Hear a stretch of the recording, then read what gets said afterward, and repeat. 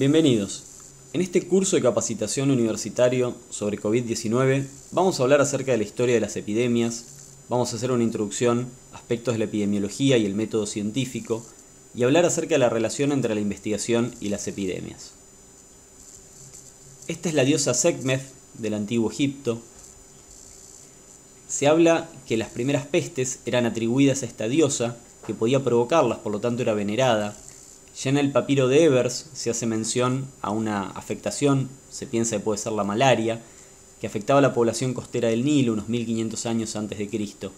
Esta es la mención más antigua de que se conoce acerca de algún padecimiento colectivo, por lo menos en el mundo occidental, lo que hoy llamamos una epidemia. También hay mención a las pestes en la Biblia, en el Talmud, en el Corán, en escritos chinos e hindúes. Se ve en estos libros y documentos históricos la recomendación de prácticas higiénicas para prevenir infecciones.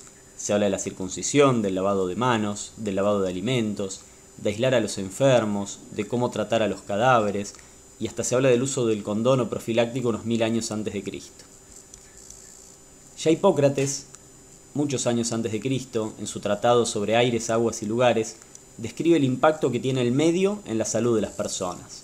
Introduce conceptos sobre la relación entre el lugar donde viven, las condiciones climáticas, las épocas del año, y lo que hoy se conoce como epidemiología descriptiva, que es decir, quién se enferma, dónde se enferma, cuándo se enferma, la famosa descripción en tiempo, lugar y persona.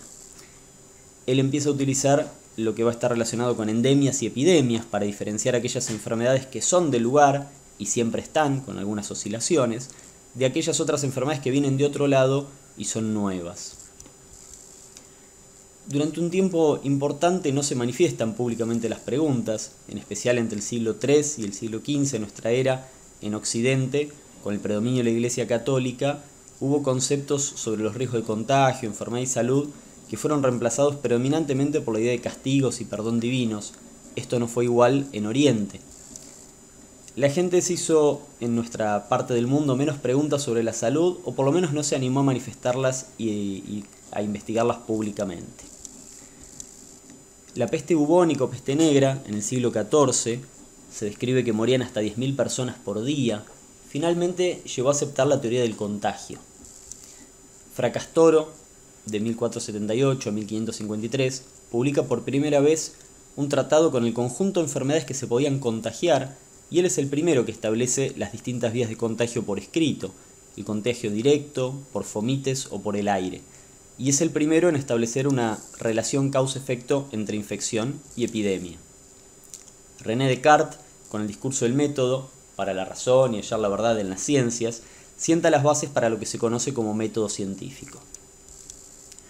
Las estadísticas sanitarias, hasta el siglo XVI, casi todo lo que tenía que ver con enumeraciones o censos, tenían dos propósitos principales: determinar los impuestos que se le iban a cobrar a las poblaciones y enrolar hombres para los ejércitos.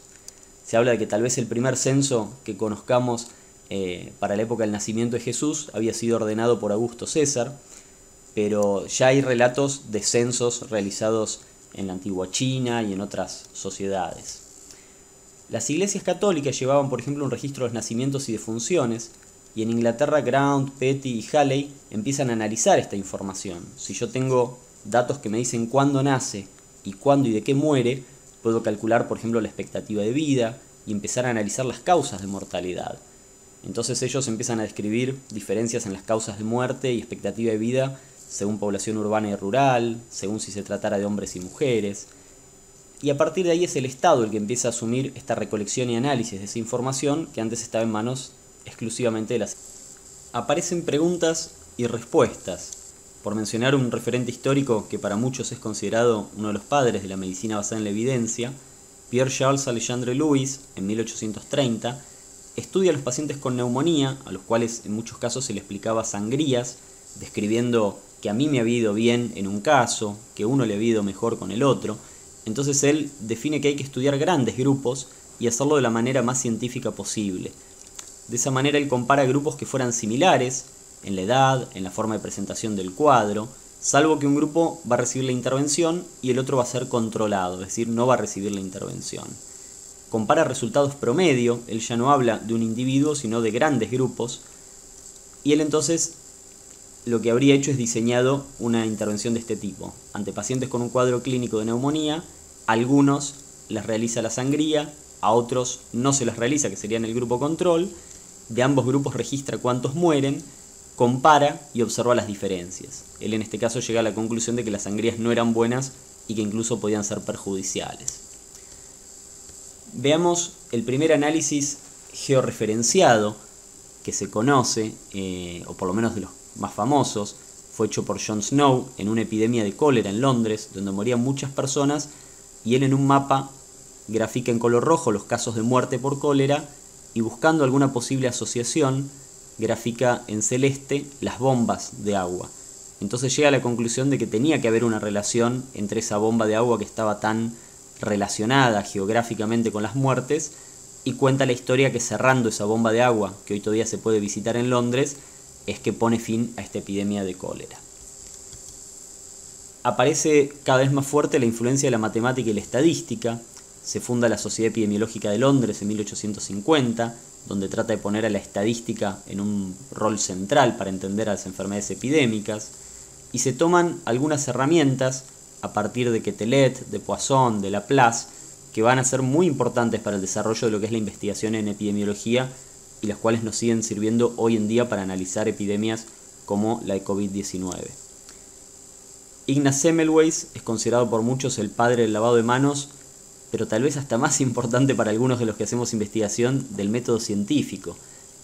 Habiendo dos maternidades en un hospital de Viena, él observaba que en uno había una mortalidad muy elevada, como podemos ver en ese gráfico, la curva rosada, mientras que en la otra maternidad la mortalidad materna era más baja.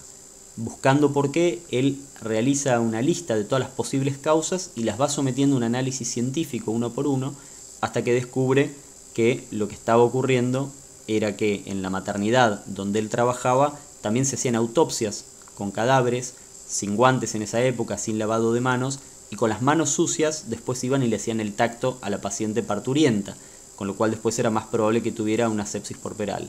Él incorpora el lavado de manos con una solución clorinada y, como vemos en el rectángulo, vuelve a reducir la mortalidad, al igual que en la otra maternidad donde no hacían autopsias.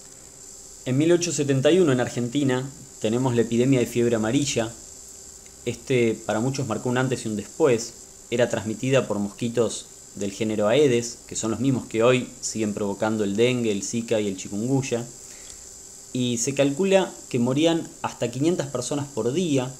Ahí arriba a la derecha tenemos el tren que estableció un recorrido para llevar los cadáveres durante la noche en Buenos Aires. Y se estima que murieron unas 14.000 personas en solo 6 meses. Esto para una población de una ciudad de 190.000 habitantes era más o menos entre un 8 y un 10% de toda la población. Esta era una ciudad precaria, la mayoría de la población se abastecía con agua de aljibes, del río. En la zona de los saladeros, del riachuelo y la zona más bien sur había más pobreza. Y cuando empiezan los primeros casos en la zona sur, la gente rica se dirige al norte, a lo que es hoy la zona de San Isidro, de Vicente López, y esa diferencia en estratos se mantiene todavía hoy en Buenos Aires entre la zona norte-sur. Se celebra el Día del Médico el 3 de diciembre en honor a quien tenemos en la foto de abajo a la derecha, que es el doctor cubano Carlos Finlay. Él descubrió el contagio a través de este mosquito y con sus estudios permitió, por ejemplo, erradicar la enfermedad tanto en Cuba como en otros países, trabajando sobre el vector, y desarrolla muchos estudios relacionados con lo que era la inmunidad que le quedaba a los que sobrevivían, con lo que más adelante se desarrolló una vacuna para la enfermedad de la fiebre amarilla. En 1918 llega lo que fue conocida como la gripe española, una pandemia de influenza que en el periodo de posguerra de la Primera Guerra Mundial mató muchas más personas que la misma guerra. Acá tenemos un recorte de una revista de la época donde mostramos algunas de las intervenciones preventivas, ¿no? Desde ir oliendo alcanfor, canela, pero también cuestiones del distanciamiento social que hoy conocemos, ¿no? Hábleme a distancia, dice, perdone que no le estreche la mano. O sea, las nociones sobre contacto, sobre la distancia social que había que mantener ya estaban presentes, sumado a otras cuestiones que hoy nos pueden resultar graciosas. En 1956 hay una epidemia de poliomielitis en Argentina, hubo cerca de 6.500 casos notificados. Esta enfermedad tan grave provocaba una parálisis muscular que, si afectaba los músculos respiratorios, podía llegar a la muerte. Vemos abajo en un hospital de Argentina lo que se conocía como pulmotores, para poder reemplazar la fuerza de esos músculos ventilatorios en los niños afectados. Y la investigación científica y la innovación farmacéutica acá pudieron generar un cambio muy importante. La primera intervención fue la vacuna del Dr. Jonas Salk, que después pudo ser estudiada en un ensayo controlado con placebo, parecido a lo que vimos que había hecho Alexandre Luis en los albores de la medicina basada en la evidencia, es decir, a un grupo los vacunó con la vacuna Salk y otro con placebo, y notó una diferencia estadísticamente significativa. Y él, al igual que Sabin, que después desarrolló otra vacuna, se negó a patentarla y la dejó disponible para todos. Y como es importante relacionar las actitudes éticas y la investigación en relación con las epidemias, frases que él dejó como estas, ¿no? No hay patente, ¿acaso se puede patentar el sol? Planteando que esto tenía que ser algo de todos y que no se lo podía atribuir a alguien o alguien que pudiera pagarlo solamente. Y planteaba esto en inglés, de que es mucho más importante cooperar y colaborar, y que somos coautores junto con la naturaleza de nuestro destino. Claramente, como vamos a ver, una visión muy diferente de la que hoy en día y en diferentes momentos de la historia han tenido otros investigadores relacionados a la salud. Acerca de otras herramientas de la epidemiología, empiezan a aparecer también la utilidad de estudios descriptivos, de estudios de tipo caso y control, por ejemplo, para investigar problemas de la salud causados por medicamentos. Esta foto, que es histórica, es de chicos que nacieron con focomielias, con malformaciones, a causa del uso del medicamento talidomida durante el embarazo. Entonces fueron estos estudios que permitieron encontrar una correlación estadística muy importante y llevaron finalmente a prohibir este medicamento. En 1981, los CDC de Estados Unidos describen primero 5 casos de hombres jóvenes con una neumonía por un germen conocido como Pneumocystis carini en Los Ángeles, y un mes después encuentran varios casos de sarcoma de Kaposi en una población similar. Y bueno, para los que estén interesados, esta película que es muy famosa describe cómo es la evolución de esas investigaciones epidemiológicas iniciales, que a partir de estas series de casos llegan a sospechar que hay una nueva enfermedad que está presente, que luego más adelante sería conocida como el HIV y el SIDA. Y en 2009 tuvimos la pandemia por gripe H1N1 y dejamos esta página de la Organización Mundial de la Salud actualmente, porque si ven ahí van a ver que hay cartas y correspondencia acerca de conflictos de interés, cartas del British Medical Journal y respuestas de la Organización Mundial de la Salud, porque para los más jóvenes que tal vez no recuerdan, en el medio de esa pandemia, donde muchos países se veían amenazados y preocupados, surge la promesa de un nuevo medicamento, el oseltamivir, que ya existía, pero se describe que podría reducir la mortalidad, reducir los síntomas, evitar casos. Bueno, la Organización Mundial de la Salud llegó a incorporarlo en su listado de medicamentos esenciales. Las ganancias que tuvo el laboratorio fueron millonarias, y tiempo después hubo muchas críticas porque realmente el medicamento no demostraba mejorar la mortalidad, no demostraba beneficios clínicamente significativos, y hubo todo un pedido de explicaciones de por qué se había hecho una recomendación que había generado enormes ganancias sin beneficio real para la población. Como todos sabemos y vamos viendo en el contexto de la pandemia por COVID-19, tomar decisiones con información incompleta, bajo incertidumbre, y cuando sabemos que hay mucha gente en riesgo de muerte, no es sencillo. Bueno, hemos visto esta introducción. Muchas gracias.